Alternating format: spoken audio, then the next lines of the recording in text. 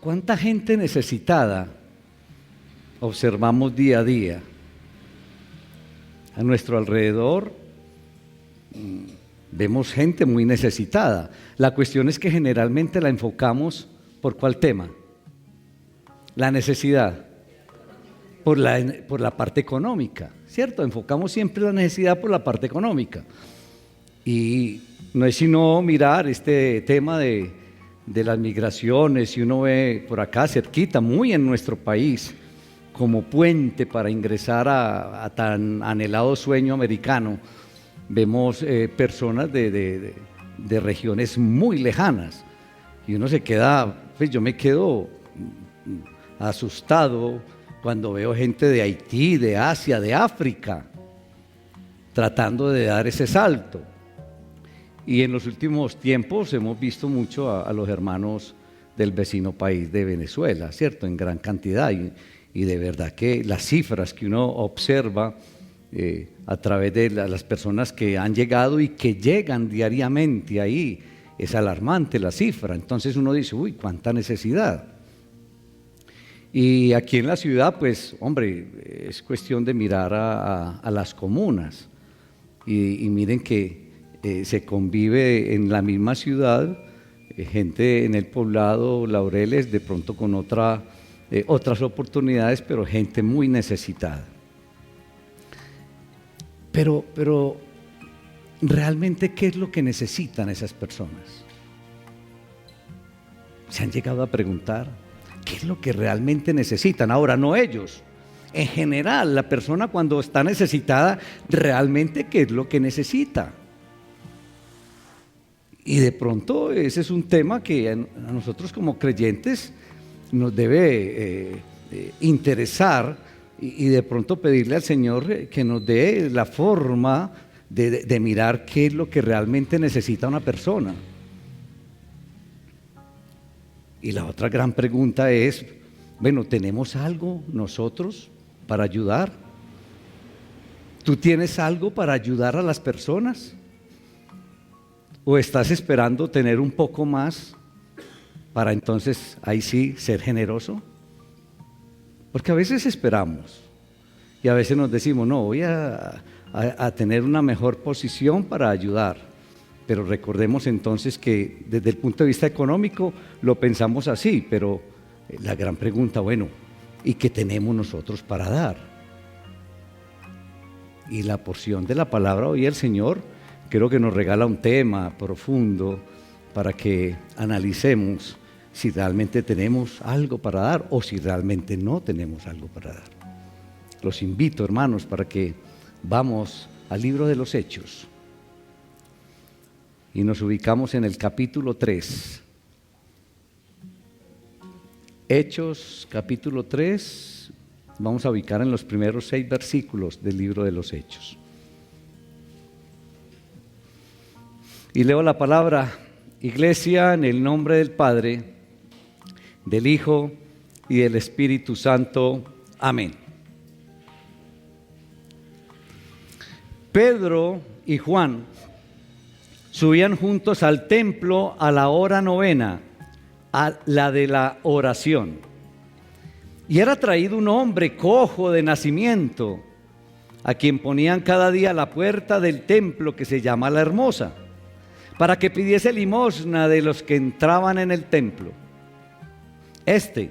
Cuando vio a Pedro y a Juan que iban a entrar en el templo, les rogaba que le diesen limosna. Pedro, con Juan, fijando en él los ojos, le dijo: míranos. Entonces él les estuvo atento, esperando recibir algo de ellos. Mas Pedro dijo: no tengo plata ni oro, pero lo que tengo te doy. En el nombre de Jesucristo de Nazaret, levántate y anda. Y tomándole por la mano derecha le levantó, y al momento se le afirmaron los pies y tobillos. Y saltando se puso en pie y anduvo y entró con ellos en el templo, andando y saltando y alabando a Dios. Y todo el pueblo le vio andar y alabar a Dios. Y le reconocían que era el que se sentaba a pedir limosna a la puerta del templo, la hermosa, y se llenaron de asombro y espanto por lo que le había sucedido. Padre, te alabamos, te damos honra, te damos todo el honor en el glorioso nombre de Cristo Jesús. Gracias, Padre, por la bendición de hoy, Señor, un día más, hermoso día. Nos permite disfrutar un día más, Señor, en este paso temporal. Cuántas bendiciones en un día como hoy, Señor. Y nos bendices permitiéndonos estar aquí en tu casa de oración. Te hemos empezado a entregar nuestro corazón a partir de las alabanzas, Señor, alabando tu nombre, resaltando, Señor, todo lo bueno y toda tu grandeza. Gracias, Señor. Permite que a través de esta porción de tu palabra, permite que la enseñanza que hoy nos entregas, Señor, llegue a nuestros corazones, que podamos interpretar bien este maravilloso milagro, Señor, y que podamos extractar, Señor, la enseñanza que tienes a través de este milagro. En Cristo Jesús. Amén.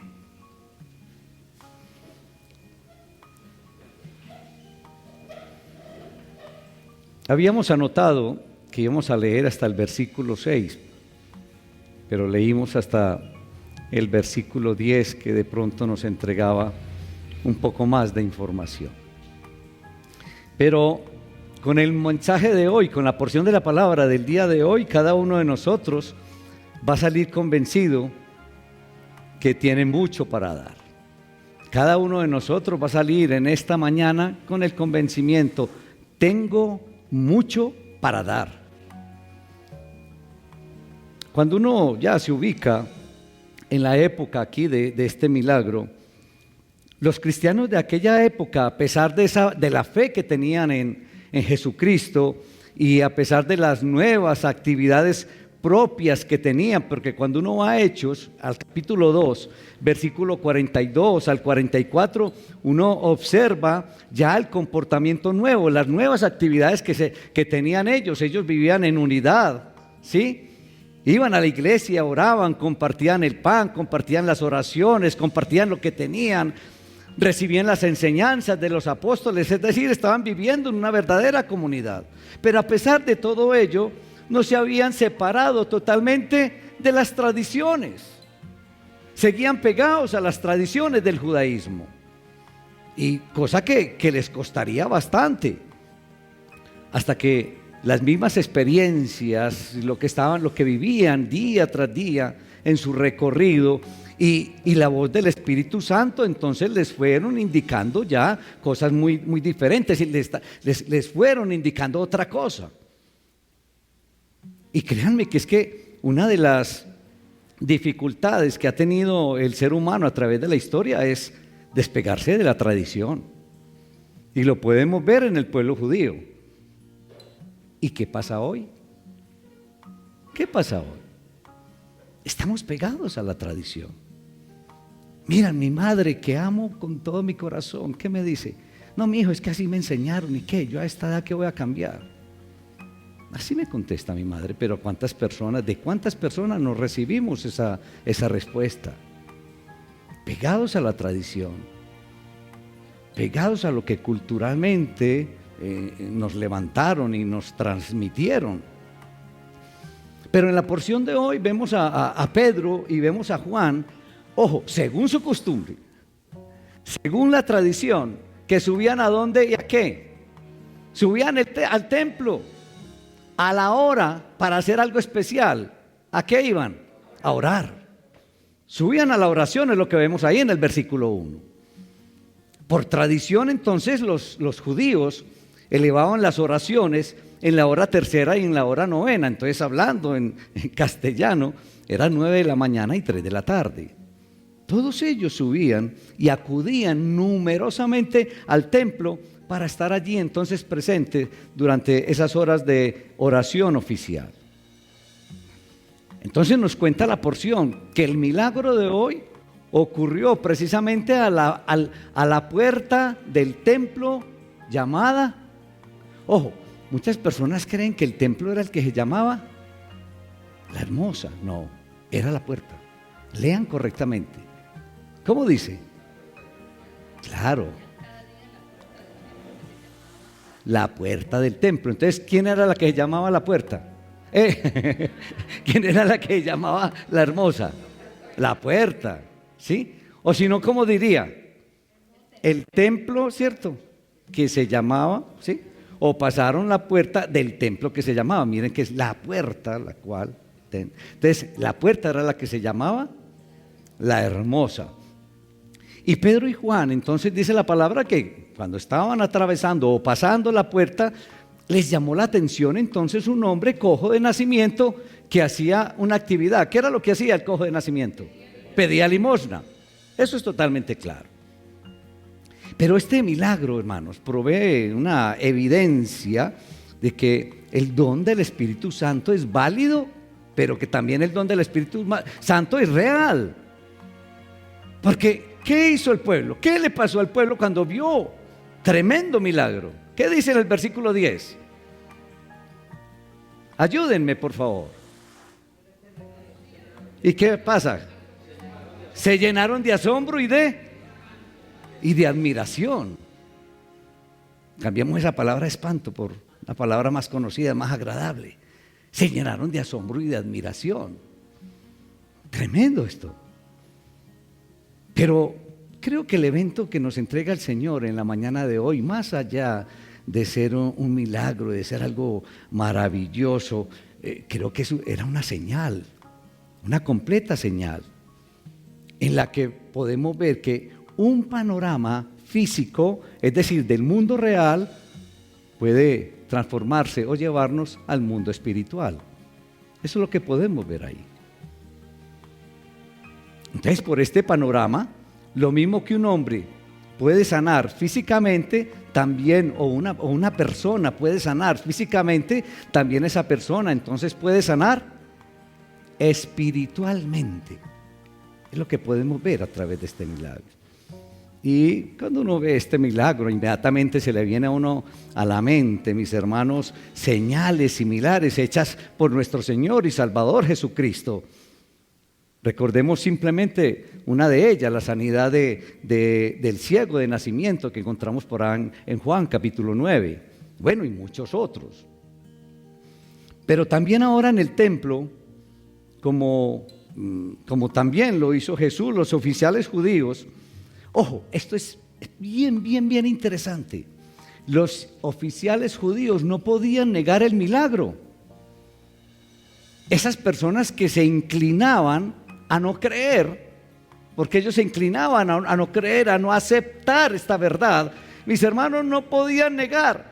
Si nosotros vamos al capítulo 4 del mismo libro de los Hechos, 4, y ubiquémonos en el versículo 14, y viendo al hombre que había sido sanado, que estaba en pie con ellos, no podían decir nada en contra, porque estaban viendo la evidencia. Y miren lo que decían estos oficiales. Decían, bueno, ¿qué haremos con estos hombres? Preocupados estaban, pero no lo podían negar. Y miren lo que continúan, porque de cierto, señal manifiesta ha sido hecha por ellos. Como quien dice, hicieron un milagro, hubo algo maravilloso,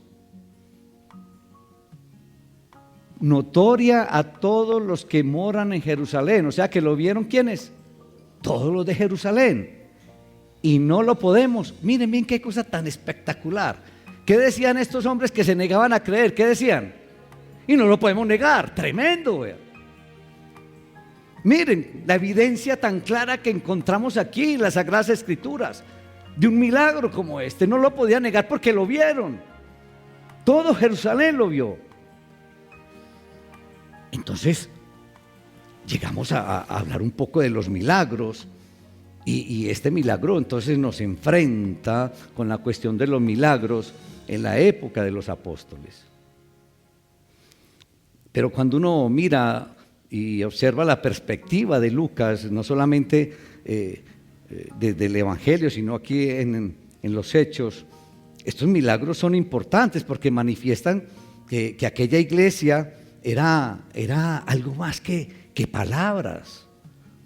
Aquella iglesia era algo más que lo que decían, era una iglesia que tenía hechos, tenía acciones, que tenía milagros. Y entonces se ve en la acción del Espíritu Santo como la continuación de las señales que hizo Jesús, de la continuación de todas esas señales mesiánicas que se encuentran entonces en la vida y en la manifestación de Jesús, en su ministerio propiamente. Cuando uno se adentra al tema de los milagros, uno sí que encuentra infinidad de conceptos, encuentra uno muchas posiciones al respecto y observa uno algunos historiadores y algunos escritores que sí, tienen conceptos diferentes, pero hay uno de ellos que considera que la credibilidad de los milagros es asunto de evidencias históricas, tal cual como les he manifestado. Una evidencia es que no lo podían negar, porque lo vieron.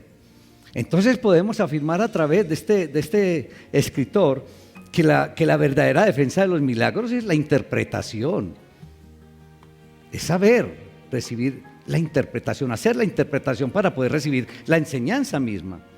Entonces nuestro interés principal en cuanto a los milagros debe ser entenderlos y no defenderlos. Que muchas veces, por ejemplo, hablamos de un milagro pero no lo entendemos. Tratamos de defenderlo, pero creo que ese no debe ser el interés primordial. Nuestro interés primordial frente a los milagros debe ser entenderlos, entender los milagros. Otro escritor opina que hay ciertos rasgos definidos que se pueden afirmar acerca de los milagros.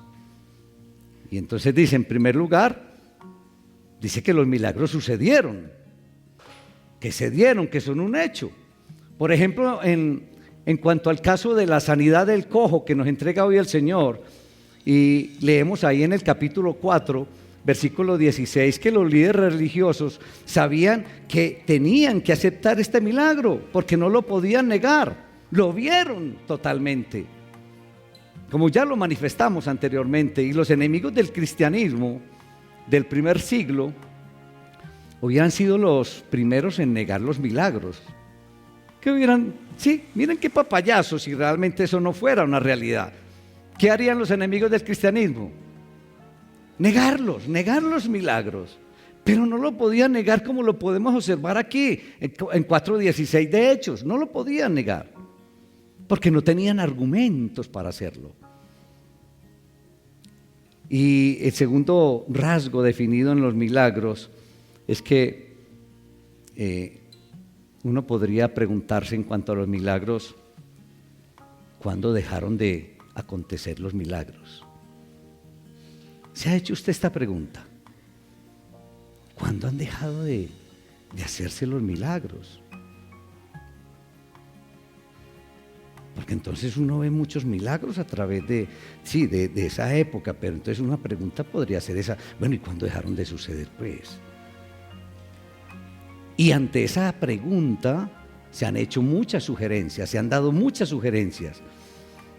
Y la primera sugerencia dice, no, es que hay un momento en que los milagros eran totalmente necesarios. Y bueno, y esto podría decirse que son como las campanas de los pueblos que llamaban a toda la gente de los templos, ¿se acuerdan?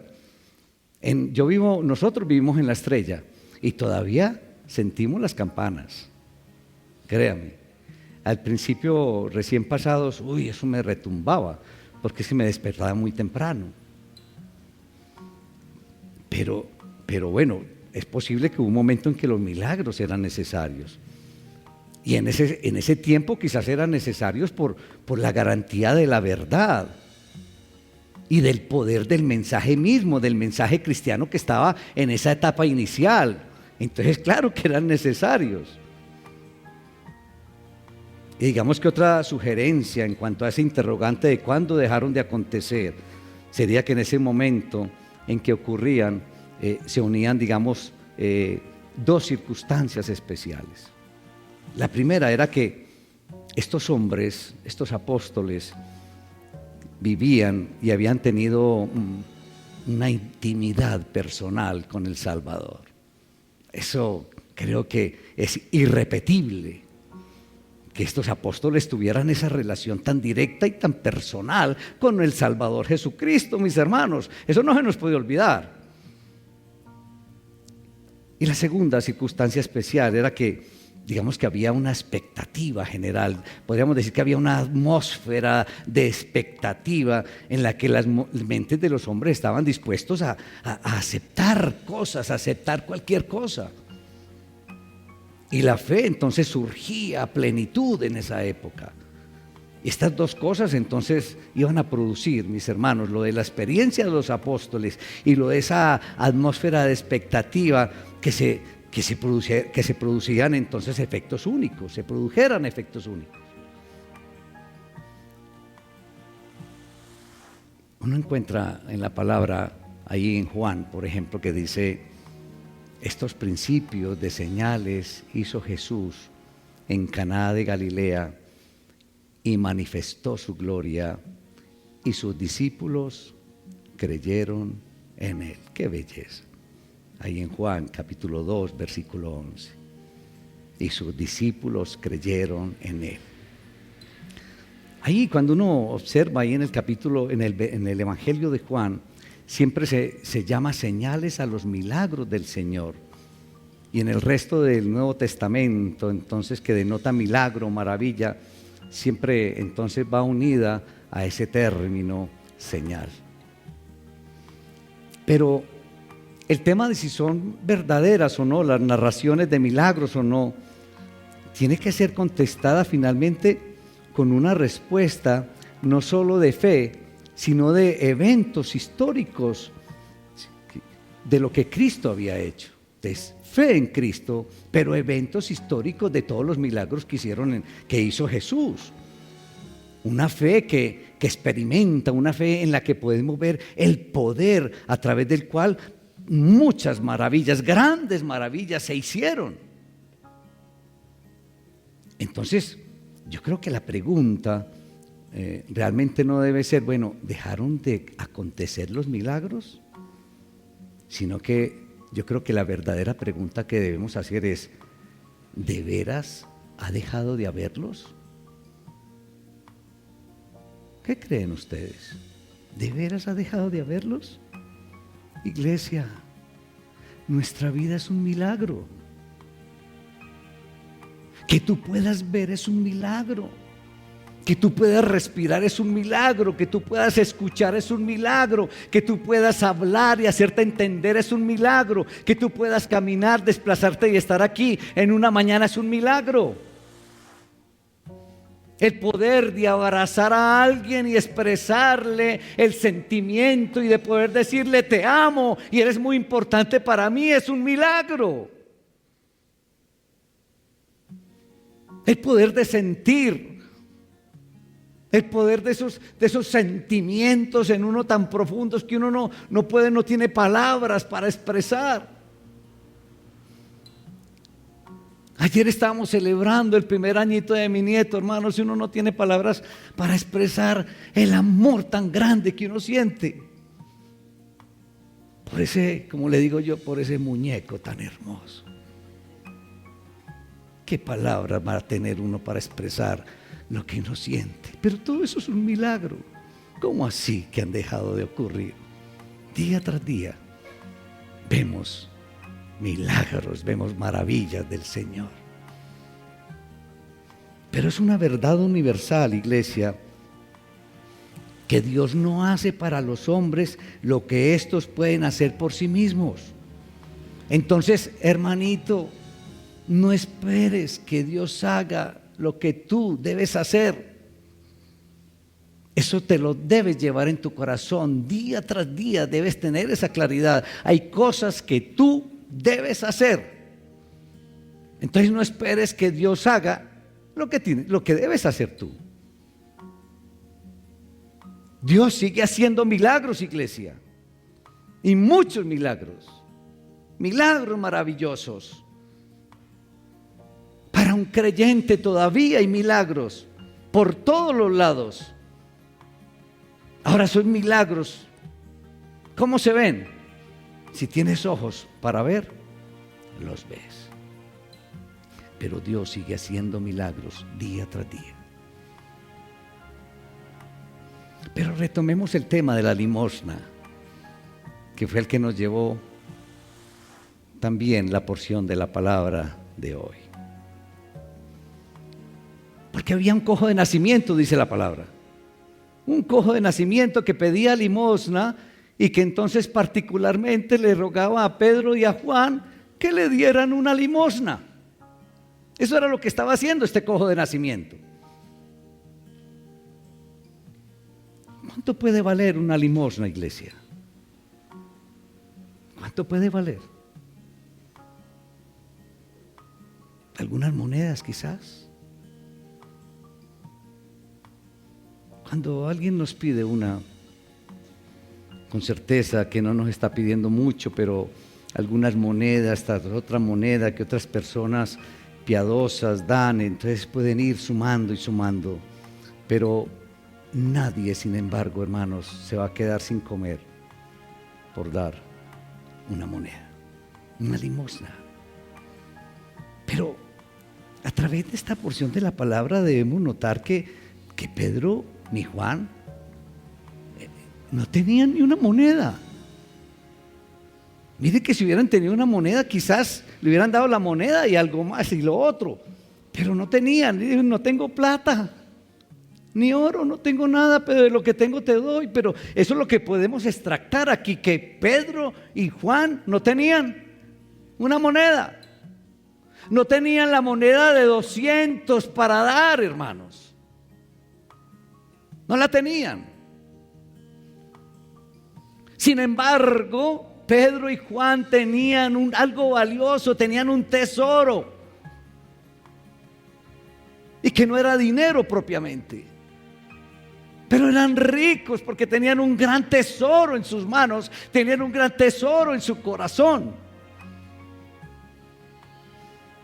Tenían un tesoro, mis hermanos, por las experiencias vividas al lado del maestro. ¿Qué más tesoro que este? Pedro y Juan tenían un tesoro, tenían corazones también transformados. Y transformados no por la transformación que ellos podían hacer, sino transformados por el Señor, por el poder del Espíritu Santo. ¿Qué más tesoro que esto? Iglesia, ¿saben? Yo quiero tener ese tesoro. ¿Alguien más quiere tener ese tesoro? ¿Y saben cuál es la gran noticia? Que todos tenemos ese tesoro. Hermanos, todos tenemos el tesoro de vivir ya no de manera directa como los apóstoles, pero nosotros podemos vivir los tesoros de nuestro Salvador a través de su palabra. Aquí está. Y a través de esa relación personal y directa con nuestro Salvador, nosotros podemos tener ese tesoro. Y al mismo tiempo, entonces, nuestro corazón poco a poco siendo transformado. Nosotros tenemos también ese tesoro. Entonces, si todos tenemos, si tú tienes ese tesoro, tú tienes algo grande para dar. De ahí que, ¿cómo vas a salir hoy? Tengo mucho para dar. Así debes salir de esta mañana. Porque todos en este salón tenemos mucho para dar. Porque recibimos mucho de nuestro Señor y Salvador. Aquí están sus enseñanzas. Aquí está su guía. Y a través de ella entonces nuestro corazón va siendo transformado con el poder del Espíritu Santo. Entonces no te enfoques en la moneda de 200. No te enfoques en esa moneda, no te enfoques en el billete, enfócate en el tesoro que tienes en el corazón. Y que lo tienes para compartir, para dar. Entonces Pedro y Juan de esto tenían, de ese tesoro lo tenían, y esto fue lo que le dieron a este hombre. Y el hombre fue transformado también por el poder de Dios. Hermanos, ¿a cuántas personas podemos ayudar a transformar por el poder de Dios? ¿Te has puesto a pensar? Pero ese poder es para compartirlo, ese tesoro es para compartirlo. ¿Qué haces con ese tesoro escondido? ¿De qué vale? ¿Qué valor tiene un tesoro escondido? Díganme. Pero todos tenemos ese tesoro que podemos llevarle a mucha gente que lo necesita, mucha gente necesitada, que podemos llegar a ellos con la verdadera necesidad de ellos. Y muchas personas pueden ser transformadas por ese tesoro que tenemos en nuestro corazón. Entonces, recibimos lecciones importantes a través de esta porción de la palabra. En primer lugar, lo que la gente está pidiendo muchas veces no es lo que necesitan. Tremendo esto.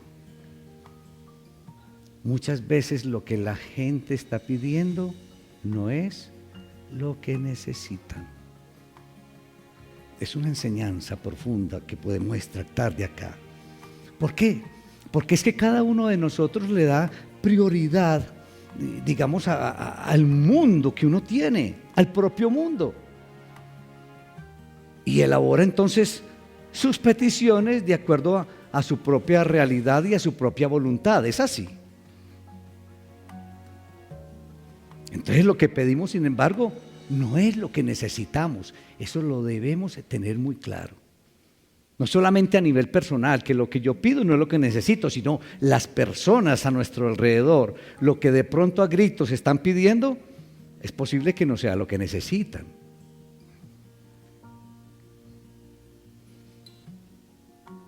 Podemos darle gracias a Dios, iglesia, que en su infinita bondad no siempre nos ha dado conforme a lo que le hemos pedido, sino según lo que necesitamos.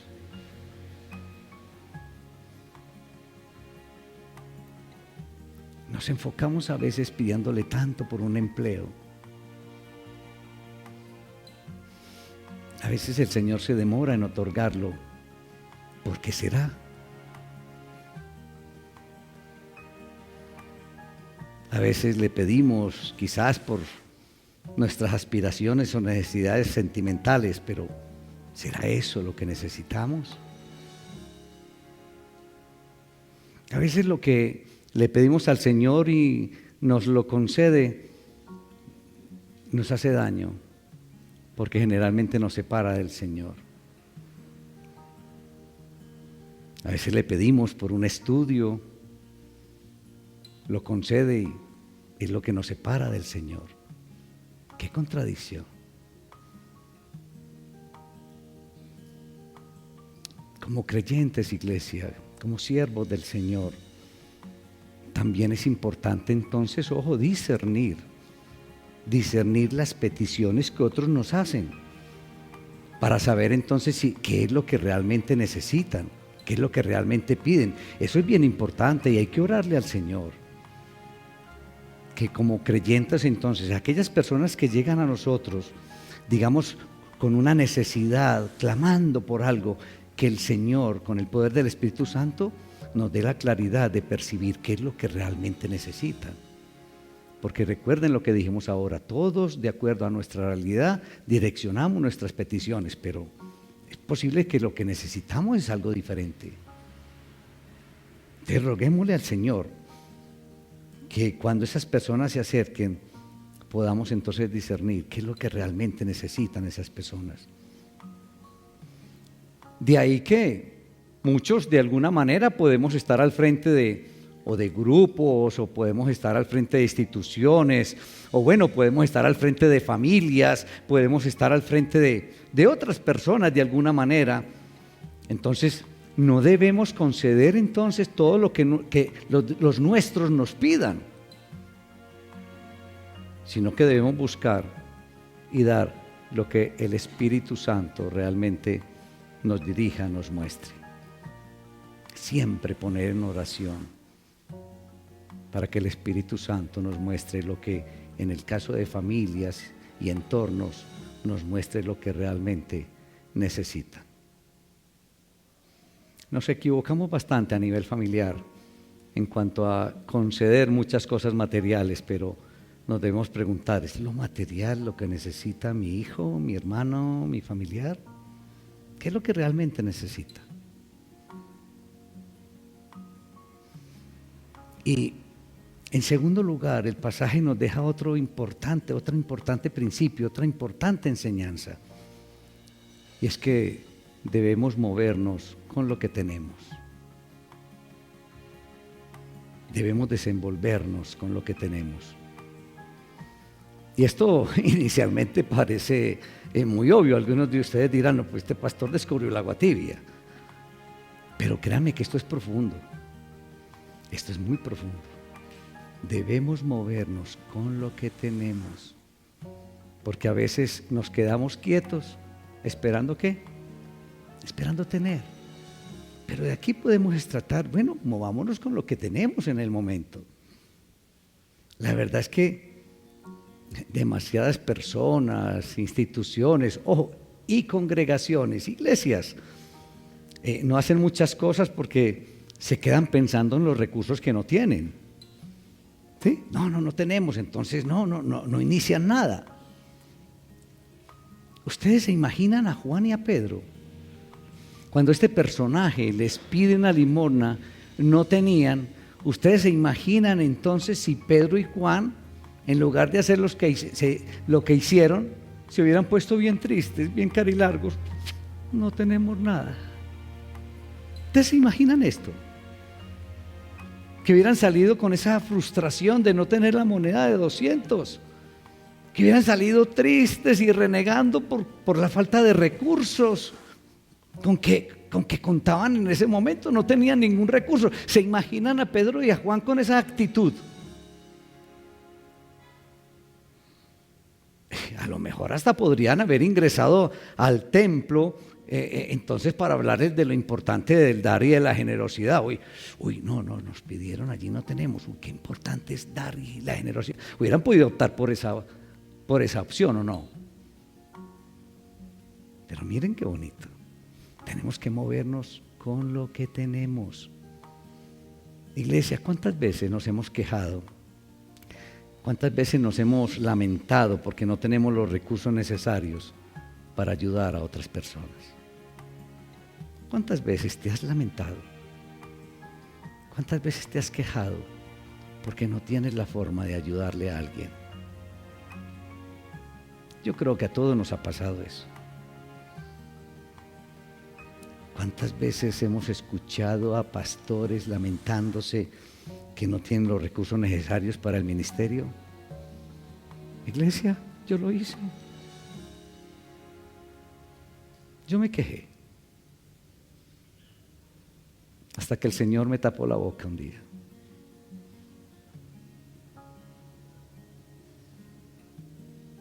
Alguien hace poco dijo, ¿cómo es posible que una iglesia con tan poquitos miembros esté tan bien? Por Dios, no es un milagro del Señor. No es un milagro del Señor eso. Que una iglesia con pocos miembros esté. ¿Qué nos hace falta? Díganme. Nos hace falta llenar las sillas, compartir ese tesoro que tenemos, porque tenemos mucho para dar. Eso sí nos hace falta. Dar de lo mucho que tenemos, que tenemos un gran tesoro para compartir. La verdad es que Dios nos ha dado lo suficiente, lo que necesitamos para hacer la obra que Él nos ha encomendado. Tenemos lo suficiente. Él no ha enviado nunca a nadie sin equiparlo. Él siempre equipa al que envía. Eso es una verdad. Él no ha entregado una misión a nadie sin equiparlo.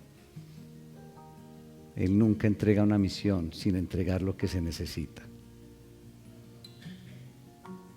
Hermanito y hermanita, tú lo tienes todo. Convéncete. Tú tienes un gran tesoro en tus manos y en tu corazón. Convéncete. Puedes ayudar a muchos. Es más, tienes en tus manos y en tu corazón lo más importante, es más, lo que más necesitan las personas. Lo tenemos cada uno de nosotros, porque tienes mucho para dar. Convéncete de eso, pero lo tienes que dar. Tienes mucho, pero lo tienes que dar. Tienes mucho para dar, pero entonces, ¿qué tenemos que hacer? Dar. Tienes mucho para dar, entonces vamos a dar. Vamos a dar.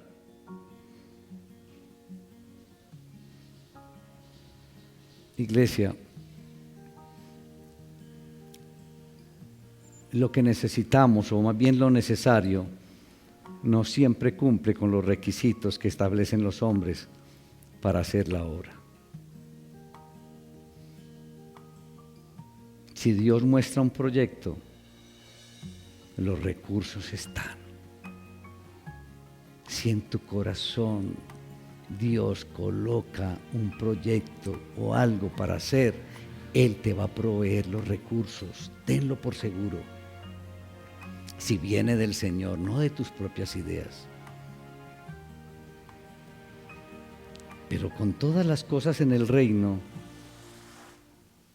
con todas las cosas en lo que de Dios respecta, el respaldo de Dios se acciona cuando nosotros nos ponemos en marcha con lo que tenemos.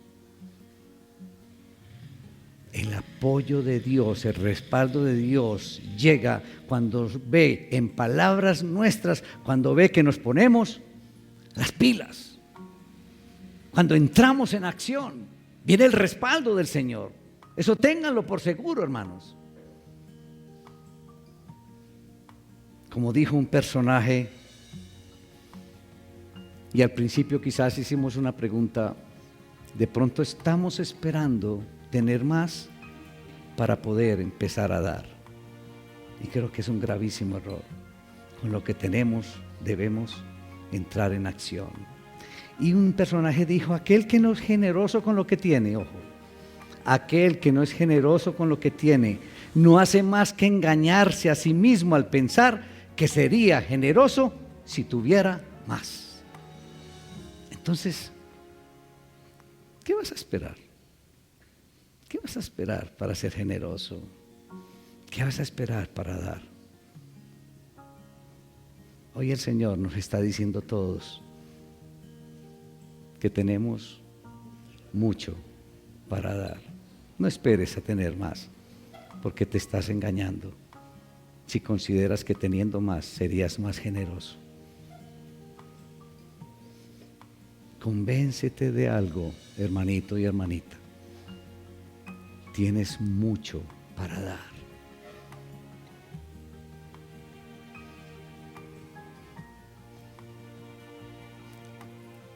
Tenemos las enseñanzas de nuestro Salvador Jesucristo.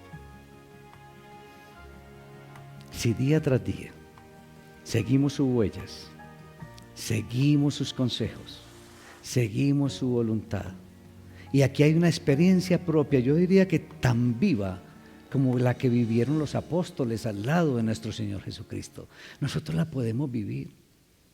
Por eso yo les digo, cierren los ojos cuando lean. Imagínense situaciones, imagínense colores, imagínense personas, imagínense las situaciones, las costumbres, todo. Y es como uno metiéndose aquí en esta vivencia. Y uno la recibe, y uno recibe del Señor ese tesoro. Y con el poder del Espíritu Santo, no se les olvide cuando el Señor le dijo a los apóstoles: y recibirán poder cuando venga sobre ustedes el Espíritu Santo. ¿Ha llegado o no? ¿Ninguno? ¿Todavía alguien está esperando el Espíritu Santo? ¿Ah? No, el Espíritu Santo está en cada uno de nosotros. En el momento en que recibimos a Cristo como Señor y Salvador, el Espíritu Santo mora en mí. Gloria a Dios por eso. Gloria a Dios por eso. Entonces tenemos el poder. Tenemos el poder, iglesia, y podemos entonces tenemos mucho para dar, porque tenemos un gran tesoro en nuestras manos. Tenemos a nuestro Señor y Salvador siempre guiando nuestros pasos, siempre enseñándonos. Y qué más milagro, ahora que hablábamos de milagro, qué más milagro que el que hizo Dios mismo, entregándonos a su Hijo Jesucristo para que ocupara el puesto de cada uno de nosotros. Para que ocupara tu puesto. Piénsalo así simplemente, de manera directa. Eras tú, era cada uno de nosotros el que debería estar allá. Pero ese amor, de tal manera, amó Dios al mundo que entregó a su Hijo unigénito. Por el amor de cada uno de nosotros. ¿Qué tal si cierras tus ojos y piensas un momento en ese milagro maravilloso?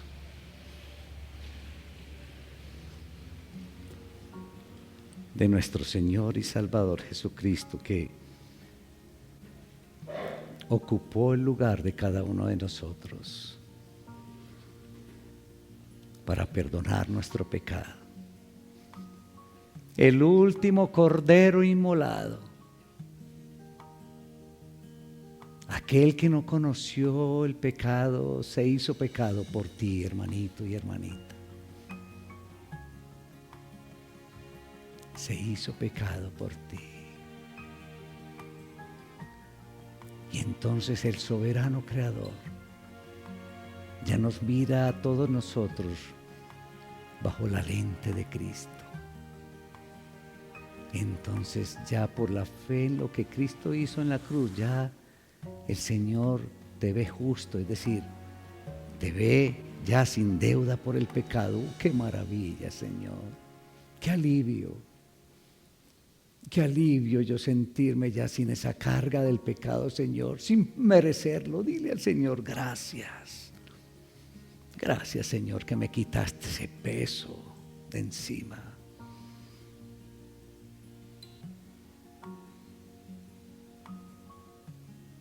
Y al tercer día, Padre Celestial, lo levantaste de entre los muertos. Qué poder sobre la muerte, Padre Celestial. Y con eso nos garantizas a nosotros también nuestra propia resurrección. Oh, qué maravilla, Señor. Perdón y vida eterna. ¿Qué más podemos pedirte, Señor?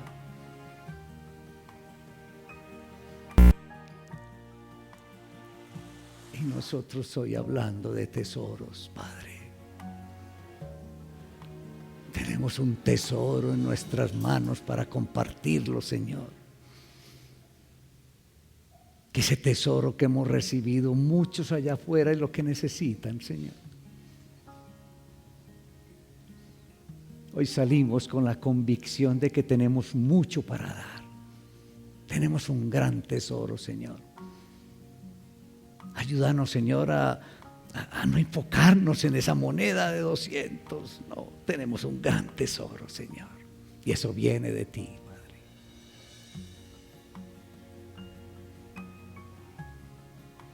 Te alabamos, Señor. Te damos honra y te damos todo el honor, Padre Celestial. En Cristo Jesús.